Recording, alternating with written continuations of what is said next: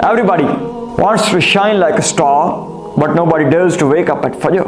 हर कोई चाहता है। दुनिया की सबसे ज्यादा पढ़ी जाने वाली किताब कुरान मजीद है और यूरोप की सबसे ज्यादा पढ़ी जाने वाली किताब 7 हैबिट्स ऑफ सक्सेसफुल पीपल, जिसमें कामयाब तरीन लोगों की 7 आदत बयान की गई हैं। और अल्लाह ताला 10 साल के बच्चे को, 10 साल के मुसलमान ही बच्चे को अल्लाह वो 7 आदत देना चाह रहा है, प्लान कर रहा है उसके लिए कि ये बच्चा भी उनसे कामयाब हो। 10 साल की उम्र में प्रैक्टिस कराना चाह रहा है नमाज के जरिए। हय्या अलस सलाह हय्या अलल फलाह, आजा नमाज की तरफ, आजा कामयाबी की तरफ। अल्लाह का पैगाम है उस 10 साल के बच्चे के लिए।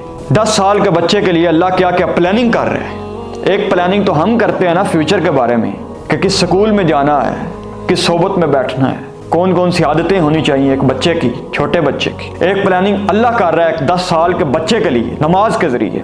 और याद रखें, चीज़ें लिंक करती हैं एक दूसरे के साथ, रिलेट करती हैं। जैसे हकीम नब्ज़ पकड़ कर बता देता है ना कि मसला क्या है, इसी तरह हम एक सवाल पूछते हैं और बता देते हैं कि इस बंदे के साथ क्या क्या मसला चल रहा है, मेंटल लेवल पे क्या क्या मसला चल रहा है इसके साथ। और मैं गारंटी देता हूँ इस बात की, लिख लें कि जो बंदा नमाज नहीं पढ़ता वो स्ट्रेस में है, डिप्रेशन में है, एंजाइटी में है। ये हो ही नहीं सकता कि वो सुकून में आ जाए, क्योंकि अल्लाह ने कुरान में कहा है अला बिज़िक्रिल्लाहि तत्मइन्नुल क़ुलूब, खबरदार दिलों का सुकून अल्लाह के जिक्र में है।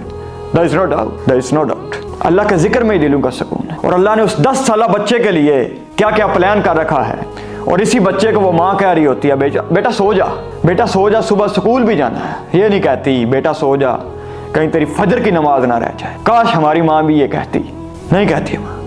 यूरोप की सबसे ज्यादा पढ़ी जाने वाली किताब 7 हैबिट्स ऑफ सक्सेसफुल पीपल। मैं कहता हूँ एक नमाज बंदा पढ़ ले तो 7 आदतें, 7 क्या कई आदतें उस बच्चे में आ जाए, 10 साल बच्चे में। अल्लाह 10 साल के बच्चे की प्रैक्टिस कराना चाह रहा है कि आ जा कामयाबी की तरफ। नंबर 1, पहली जो आदत उसमें पैदा होगी विल पावर, नमाज पढ़ने से। जब बच्चा सुबह उठेगा गर्म बिस्तर छोड़कर, तो आप और मैं जानते हैं कितना मुश्किल काम है गर्म बिस्तर छोड़ना। गर्म बिस्तर छोड़ेगा, कुव्वत इरादा पैदा होगी। कोई भी काम करने के लिए दुनिया ने रिसर्च की है कि विल पावर कितना रोल है, और कामयाब तरीन लोगों की पहली आदत विल पावर है। अल्लाह 10 साल के बच्चे को विल पावर दे रहा है नमाज के जरिए। दूसरी आदत रिस्पॉन्सिबिलिटी, जिम्मेदारी। कहते हैं जो बंदा जिम्मेदार नहीं वो जिंदगी में कुछ नहीं कर सकता। अल्लाह 10 साल के बच्चे को जिम्मेदारी देना चाह रहा है नमाज के जरिए कि कहे वो बच्चा, आप कौन होते हैं मुझे उठाने वाले, जगाने वाले। I am gonna take my responsibility. Who are you to make me wake up. मैं लगाऊंगा अपना अलार्म, मैं उठूंगा खुद, मेरी जिम्मेदारी है, इट्स माई रिस्पॉन्सिबिलिटी, मैं पढ़ूंगा नमाज। दूसरी आदत जो बच्चे में पैदा होगी वो रिस्पॉन्सिबिलिटी। 10 साल के बच्चे में अल्लाह चाहता है कि रिस्पॉन्सिबिलिटी आए, जिम्मेदारी उठाए अपनी। तीसरे नंबर पर जो आदत पैदा होगी मैनेजमेंट।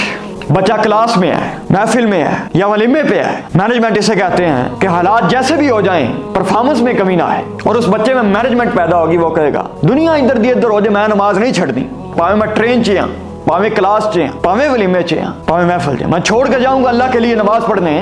तो तीसरी आदत जो पैदा होगी वो मैनेजमेंट होगी। चौथी आदत जो बच्चे में पैदा होगी नमाज के जरिए 10 साल बच्चे में अल्लाह पैदा करना चाह रहा है पंक्चुअलिटी, वक्त की पाबंदी।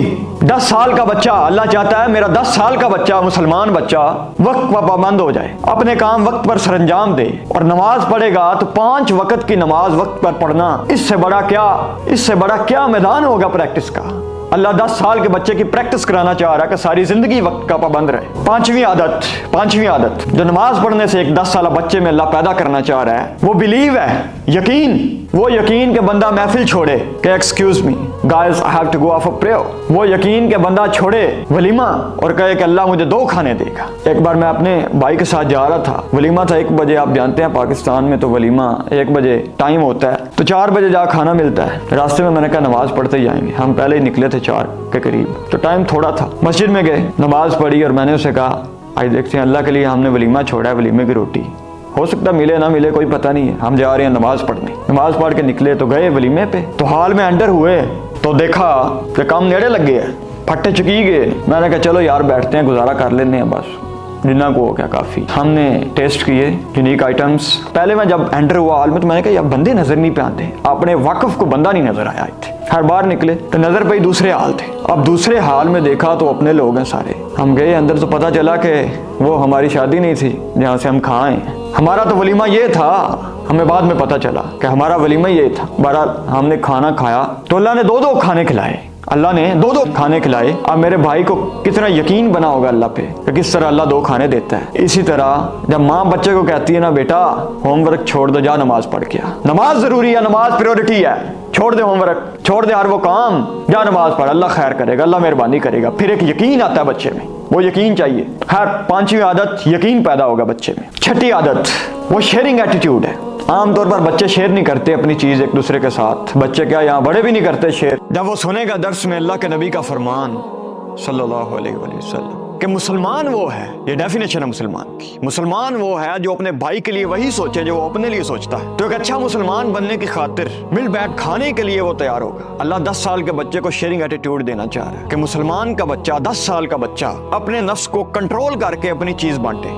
और 7वीं और आखिरी आदत जो बच्चे में पैदा होगी नमाज से, जहां तक मैं जानता हूं, वो लर्निंग एटीट्यूड है, कुछ सीखने का अमल। हर वक्त कुछ ना कुछ सीखेगा। या 50 साल का बंदा नहीं सीखता कुछ, उसको शर्म आती है कि मैं नई चीज सीख लूं। कोई छोटा बच्चा बात कर दे तो कहते हैं तू सानू दसना, सानू दसना है, तुसी इन्ने जोगे हो गए हो। और खुदा का ना जाए, लर्निंग एटीट्यूड होना चाहिए यार बंदे में। जब इमाम खुतबा देता है या अमूमन हर मस्जिद में तकरीबन फजर के बाद दर्स होता है एक छोटा सा, इमाम थोड़ा सा बयान करता है कुरान के हवाले से, हदीस के बारे में, तो बच्चा कुछ नया नया सीखता है, रोज नया सीखता है। 10 साल के बच्चे की ये प्रैक्टिस हो रही है, अल्लाह करा रहा है प्रैक्टिस 10 साल के बच्चे कि कल को यही लीडर बनेगा जाके। इतने 20 साल दे हो गए ने जनाब, आज तुम 20 साल 22 साल दे हो गए, तुहाडियां लत्तां नहीं निकलदियां सवेरे बिस्तर चों, अम्मा ठंड लगदी निकलिया बाहर, नहीं अम्मा जी ठंड लगती।